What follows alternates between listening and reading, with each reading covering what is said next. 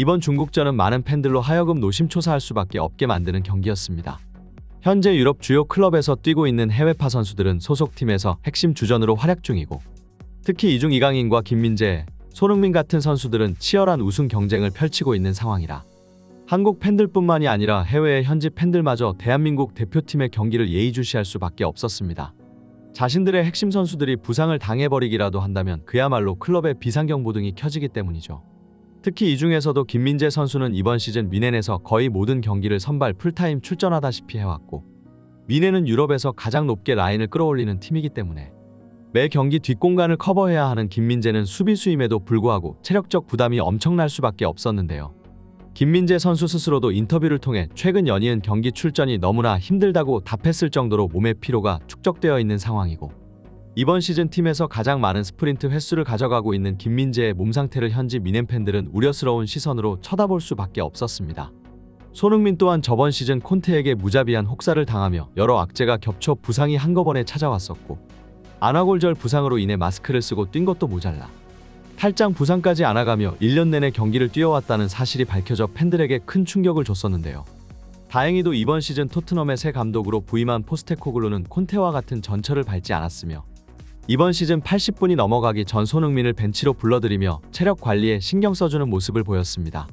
하지만 그렇기 때문에 이들은 대한민국 대표팀으로 차출되는 선수들의 몸 상태가 더 우려스러울 수밖에 없었는데요. B클럽에서 뛰는 유럽의 핵심 선수들은 국가대표 기간에 차출되어도 최소 한 경기 정도는 선발에서 제외시키며 부상 관리를 해주고는 합니다. 하지만 아프리카나 아시아 등 스쿼드 상황이 넉넉지 않은 팀들은 그러기가 힘든데요. 손흥민과 김민재는 월드컵 예선은 물론이고 친선 경기까지 거의 모든 경기를 전부 뛰고 있고, 경기 수가 늘어날수록 소속 클럽의 현지 팬들은 더욱 노심초사할 수밖에 없었습니다.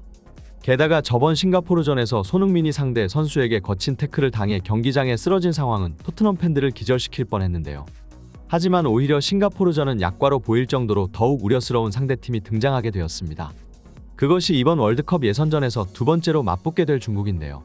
중국의 깡패 축구는 아시아 팬들뿐만 아니라 유럽 팬들에게도 그 악명이 자자하며, 많은 현지 팬들은 이번 경기에서 손흥민과 김민재 같은 핵심 선수들을 중국 선수의 태클에서 보호하기 위해 선발에서 제외시키라며 성내고 있습니다.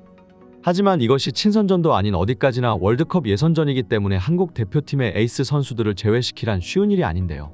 많은 팬들이 중국의 지저분한 플레이를 걱정하고 있고, 평소에 손흥민에게 많은 존경심을 보이던 중국의 우레이가 경기 전 인터뷰로 한국 대표팀과 손흥민에게 엄청난 존경심을 보이며 페어플레이 정신을 보여주고자 노력했지만, 정작 다른 중국 선수들은 그럴 생각이 없어 보였습니다. 평소에도 중국 언론들이 멍청한 소리를 자주 하는 것은 익숙하지만, 이번 한국전을 앞두고 손흥민을 향해 충격적인 발언을 날려 큰 비난을 받고 있는데요. 최근 중국의 한 언론 매체에 출연한 전 중국의 레전드 선수인 판쯔이는 손흥민을 막기 위해서 레드카드까지 마다하지 말아야 한다며, 경기 시작도 전부터 아예 상대 선수를 담그라는 지령을 간접적으로 내리고 나섰습니다. 판쯔이는 손흥민에게 볼이 투입되는 것을 무슨 수를 써서라도 막아야 하며, 한국을 이기기 위해서는 중국 공격수 웨이스하오를 적극적으로 활용해야 한다고 얘기했는데요. 웨이스하오는 살인 태클로 중국 내에서 이름이 널리 알려진 선수이며, 발목을 향해 들어가는 거친 태클로 상대 선수들의 커리어를 끝장내기도 했습니다. 손흥민을 향한 강한 견제를 요구함과 동시에 살인 태클로 유명한 웨이스하오를 적극 활용하라는 것은 아예 대놓고 더러운 플레이로 한국 선수들을 담그겠다고 미리 선언한 셈이나 다름없었는데요. 많은 우려 속에 한국은 여전히 자신들의 최정예 멤버들을 내보냈습니다. 골키퍼에는 김승규, 포백라인에는 이기재와 김민재, 정승현과 김태환, 미드필더에는 박용우와 황인범, 이강인, 공격진에는 손흥민과 조규성 그리고 황희찬이 이름을 올렸습니다. 중국의 홈관중들은 아니나 다를까 한국의 애국가가 들리자 야유를 퍼붓기 시작했고, 다시 한번 자신들의 수준 낮은 품격을 보여줬습니다. 중국은 경기 시작 5분 만에 발을 높게 드는 태클로 박용우를 위협하며 다시 한번 소림축구를 보여주기 시작했는데요. 박스 안에서도 중국 선수들의 위험천만한 행위는 계속되었고, 역시나 중국의 지저분한 플레이는 변함이 없었습니다. 하지만 결국 이 더티 플레이가 자신들의 발목을 잡고야 말았는데요. 전반 8분경 황희찬이 측면에서 중국 수비수들을 전부 제끼며 밀고 들어갔고, 박스 안에 조규성에게 예리한 킬패스를 전달해줬는데요. 조규성의 이 찬스는 재빠르게 튀어나오는 중국의 골키퍼에게 막히고 말았지만, 박스 안온전 상황에서 황희찬은 다른 선수들보다 한 발 더 빠르게 움직여 루즈볼을 향해 달려갔습니다. 튕겨나온 공을 황희찬이 먼저 잡아내는데 성공했고, 박스 안중국 수비수는 한 발 늦은 타이밍으로 황희찬을 걷어차버리고 말았는데요. 결국 심판은 명백한 페널티킥을 선언할 수밖에 없었고 가장 믿음직한 키커인 손흥민이 페널티 스팟에 공을 가져다 놓았습니다. 손흥민은 이 공을 골대하단 구석으로 깔끔하게 성공시키며 중국 관중들을 입다물게 만들었는데요. 경기 내내 시종일관 야유만 퍼부으며 선수들에게 레이저까지 쏘던 중국 팬들이 쥐죽은 듯이 조용해지는 순간이었고 손흥민이 관중석을 향해 조용히 하라는 쉿 세레머니를 선보인 것은 이번 경기 가장 통쾌한 순간이었습니다.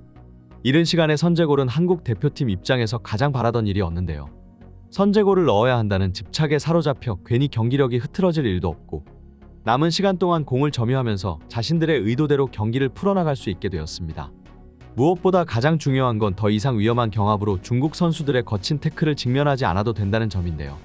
빠른 선제골로 경기를 지배하며 한국이 한두 골을 더 꽂아 넣을 수도 있었으나 한국 선수들은 최대한 빌드업을 통해서 안정적으로 경기를 풀어나갔고 전반전 내내 중국 선수들이 공만 쫓게 만들어 체력 소모를 유도했습니다. 그리고 한국의 이 조심스러운 접근 방식은 대성공을 거두었는데요. 공을 못 잡자 초조해진 중국의 전방 압박이 허술해지기 시작했고 한국 대표팀은 더욱 효과적으로 공격을 시도해 추가골까지 만들어낸 것인데요. 오늘 이강인과 손흥민의 콤비 플레이는 최전방에서 엄청난 시너지를 발휘했고 이강인이 찔러주는 예리한 패스에 중국 수비진들은 정신을 못 차릴 정도였습니다. 이강인의 패스를 받기 위해 돌아 뛰어들어가는 손흥민을 중국 선수들 그 누구도 제지하지 못했고 결국 코너킥을 한국에게 왕창 내주기 시작했는데요. 44분 전반전이 끝나기 직전 코너킥 상황에서 이강인이 크로스를 올렸고 손흥민은 이 크로스를 머리로 아주 기술적으로 돌려놓으면 멀티골이자 팀의 두 번째 골을 기록했습니다. 좀처럼 보기 힘든 손흥민의 헤딩골이었기 때문에 이번 골은 더욱 그 의미가 컸는데요. 결국 이강인과 손흥민이 다시 한번 중국을 침몰시켰고 두 골 차로 벌어지며 하프타임에 들어서자 사실상 이미 경기 결과는 확정난 것이나 다름이 없었습니다. 더 이상 경기가 가망 없어진 중국은 한국 선수들을 향해 다시 한번 깡패 축구를 시도하며 막 나가기 시작했는데요. 중국의 이러한 더러운 행동들을 보았을 때 한국이 먼저 두 골을 집어넣은 것이 정말 다행이었다고 볼 수 있었습니다. 전반전에 미리 두 골을 넣었음에도 한국은 굳이 다득점을 노리지 않았고 부상의 위협에서 보호받기 위해 최대한 공격을 자제하며 공점 위에 힘쓰는 모습을 보여줬는데요. 이제 한국 선수들에게 남은 마지막 과제는 부상 없이 이 경기를 무사히 끝내는 것이었고 굳이 중국의 더러운 플레이들을 상대해줄 이유가 없었습니다. 결국 한국은 마지막까지 경기를 지배하며 중국전을 완승으로 끝마쳤는데요. 이번 승리로 인해 한국은 이로써 5연승을 달리게 되었고 이제는 그동안 비난의 여론에 직면해 있었던 클린스만을 향한 시선도 조금씩 바뀌기 시작하는 듯이 보였습니다.